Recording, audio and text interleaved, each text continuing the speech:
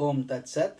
My humble prostrations to the all-pervading Brahman, to my worshipful Guruji, Swami Jyotirmayanand Ji Maharaj, to Sage Narada and all the sages and saints, and to each of you, divine soul, watching today's satsang. So today we will be studying Sutra number 22 from the Narada Bhakti Sutras, chapter 1, Nature of Supreme Devotion or Parabhakti.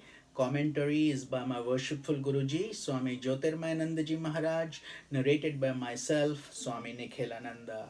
So let's get started. Sutra 22, Chapter 1. Sutra Tatrapi na mahatamya jnana vismritya pavadaha. Again, Tatrapi na mahatmaya jnana vismritya apavadaha. Meaning, even in the case of the gopis, the charge that they did not recognize the glory of the Lord is untenable. In worldly love, self-effacement is caused by the impressions of attachment and infatuation, and therefore is transient. We know it through our own personal experience in the world. But in the divine love, self-effacement or complete forgetfulness of oneself is brought about by the purity of the chitta, which is the mind stuff. In this form of self-forgetfulness, a devotee becomes fully aware of the glory of the self. So the path of devotion is lit with the light of increasing wisdom. With bhakti, jnana also continues to grow. A devotee, however, does not love the same way deluded souls love objects of the world. In the worldly love, there is no need for a lover to know the glory of his beloved. The mind is clouded by passion, and the light of reason becomes dim during increased passion. In divine love, however, the mind is unclouded, it is clear, and the light of reason shines brighter and brighter until it blooms into the divine light of intuition, which is also called pragya. In the illustration of the gopis, the Srimad Bhagavat Puran tells how they did not forget the glory of Krishna.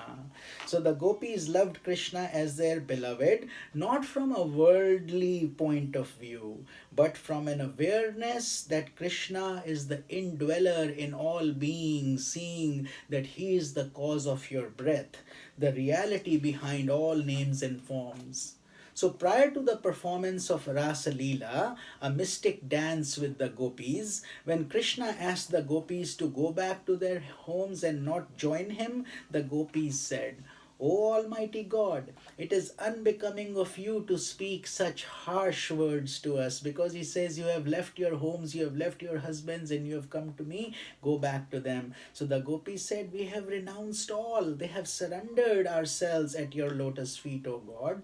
Therefore, O immutable divinity, accept us in the same way Narayana accepts the seekers of liberation." So some people try to get God through jnana, some from bhakti, some from selfless service, etc.